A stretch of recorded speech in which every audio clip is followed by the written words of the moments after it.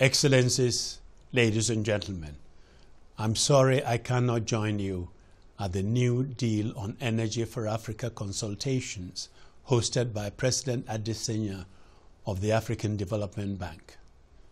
The African Development Bank's new vision to solve Africa's energy challenge is of critical importance as we are faced with the disturbing reality that today 620 million Africans do not have access to modern energy. The region's energy deficit holds back the economic growth needed to create the jobs and lift people out of poverty. Africa's leaders have no choice but to bridge the gap and bridge it urgently. Nevertheless, they do have a choice about how to bridge the gap. They have an amazing opportunity to show the rest of the world the way to a sustainable future. Africa can leapfrog over the damaging energy practices that have brought the world to the brink of catastrophe. The challenges are immense, but Africa is already showing that there is a way forward. That is why I believe the time is right for Africa to show global leadership and become a pioneering low-carbon superpower. I am therefore delighted that the African Development Bank is now massively scaling up its effort to solve one of our most important challenges, energy. If Africa succeeds in unlocking its energy potential, the world will benefit. The proposed transformative partnership on energy for Africa, spearheaded by the bank, has the potential to light up the region and transform our societies.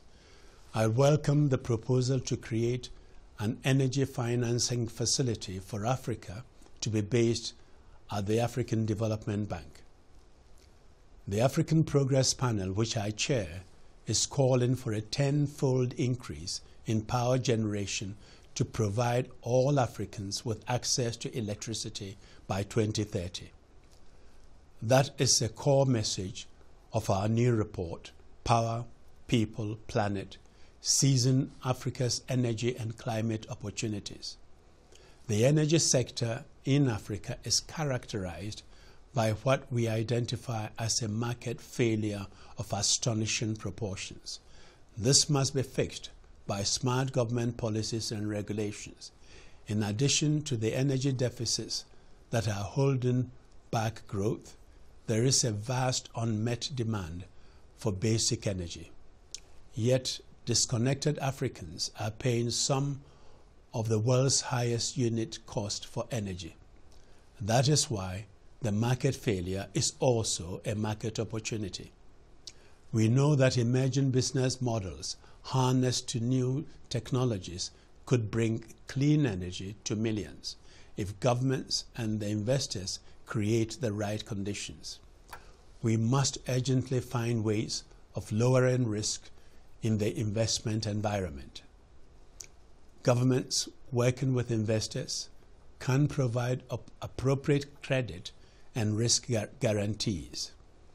The investors should be encouraged to look at off-grid Africa and renewable energy not as risk zones, but as an opportunity.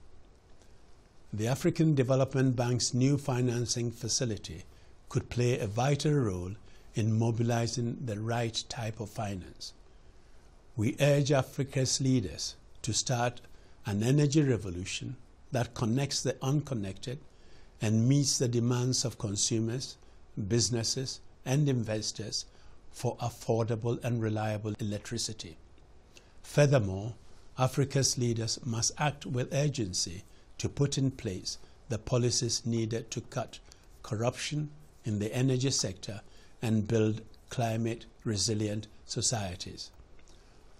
With decisive action at home and support from the international community, Africa is well positioned to expand the power generation needed to drive growth, deliver energy for all, and play a leadership role in the crucial climate change negotiations. Many African countries are emerging as frontrunners in the global transition to low-carbon energy. With the support of the African Development Bank, Africa's premier development finance institutions, in meeting the region's climate and energy challenges, the future can be bright, very bright indeed. It is a future we want to see, and it is a future we owe to our children and grandchildren. I wish you all the best for your meetings.